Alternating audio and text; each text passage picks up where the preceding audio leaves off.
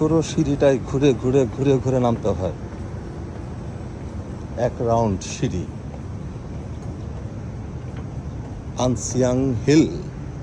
আনসিয়াং hill park,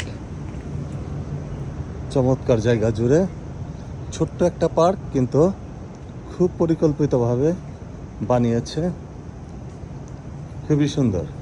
দুই পাশ দিয়ে বাড়ি, রেস্টুরেন্ট, আর এখান দিয়ে জঙ্গল, পেঁপে গাছ এখানেও দেখছি একটা,